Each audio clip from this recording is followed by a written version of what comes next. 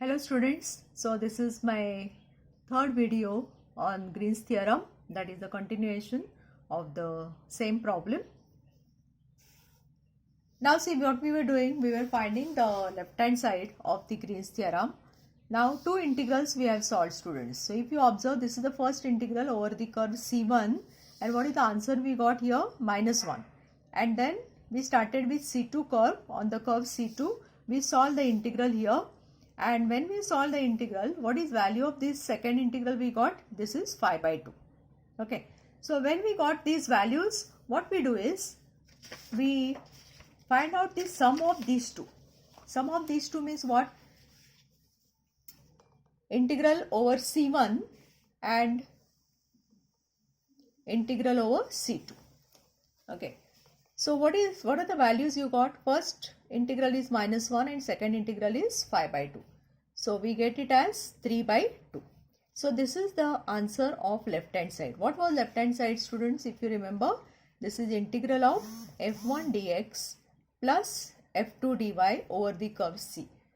So keep this answer as it is, and then we are going to check with the right hand side if we get the same answer. Now, if you remember the right hand side of Green's theorem, what is that, students? It is the double integral, right? So if I show you the statement of Green's theorem, that is the right hand side, it is like this, students. See, this is the statement of Green's theorem. We have already done with the left hand side. Now we are starting with right hand side. Okay, so what it is? Dou f2 by dou x. So same statement I am going to write here, students. It is dou f2 by dou x plus the middle sign is minus. Be careful here, middle sign is minus, dou f1 by dou y, and this is dx dy.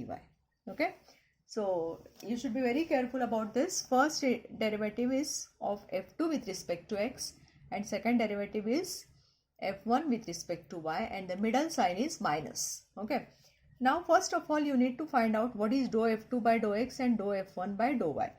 Now as we have f1, what is f1, students, in the same problem? 3x square minus 8y square. And what is f2, students? f2 is 4y minus 6xy. Okay, now this is f1 and f2 of the given problem. Now I want to find out dou f1 by dou y, that is the second term, dou f1 by dou y, and here I'll find out dou f2 by dou x. So please note that this is the derivative with respect to y and this is the derivative with respect to x. These are the partial derivatives. Now with respect to y means what is role of x, students? X will be constant here, and here y will be constant as usual. So what is derivative of 3x square? It will be 0, right? And derivative of 8y square will be 16y. Similarly here, derivative of 4y will be 0, and derivative of 6xy will be what? Only, with respect to x, it will be only 6y. Okay. Now we want the subtraction of these two. That is dou f2 by dou x minus dou f1 by dou y. So second term is dou f2 by dou x, that is minus 6y, and minus dou f1 by dou y, that is minus 16y. And this gives you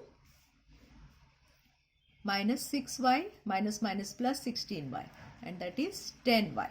Okay, so this whole thing, that is the inside integral sign, we got it as 10y. So your right hand side will look like double integral 10y dx dy. 10 is constant, take it out. Okay, double integral y dx dy. Okay, now this is the problem of double integration, right? So whenever this is the problem of double integration, what we do is we have to look at the diagram. Now this is the diagram already we have with us, right? Now in this diagram, whenever you want to integrate with respect to y, what we do, students, here we take a strip parallel to y-axis. If you remember this method, right? In the same region we are taking a strip parallel to y-axis. So y, what is y at the base of this strip, students? Y is x square. And what is y here on this? It is root x. So the lower limit here for y, I am writing as what? It is x square, and here y is equal to root x. All of you understood? On this strip, the base of the strip is touching y is equal to x square, and that's why y is equal to x square is the lower limit. Similarly, the top part of this strip is touching y square is equal to x. So what is y? Y is root x. Okay. Now, how to write limits for x?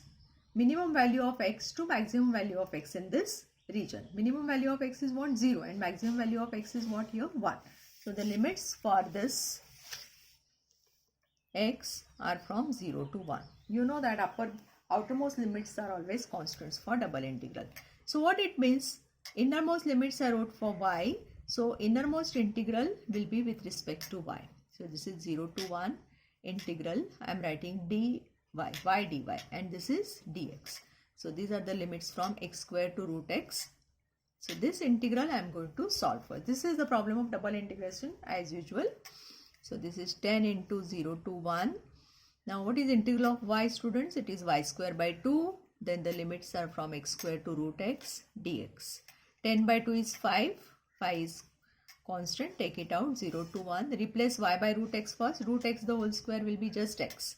Minus x square the whole square will be x raised to 4 dx. Right? This is normal integration I am doing. This is 5 into integral of x is x square by 2 minus x raised to 5 by 5. Put the bracket here. Limits are from 0 to 1. So this is 5 into upper limit is 1. 1 by 2 minus 1 by 5. Lower limit is 0. So both the terms will become 0. And then this becomes 5 into bracket. 5 minus 2 is 3. And this is 5 2s are 10. So this is 5 2s are 10. So what you get here is 3 by 2. Okay. So if you observe, the right hand side also is coming 3 by 2. Correct. And therefore you can write the left hand side is equal to right hand side, which is equal to 3 by 2. And therefore your Green's theorem is verified. Okay. Thank you.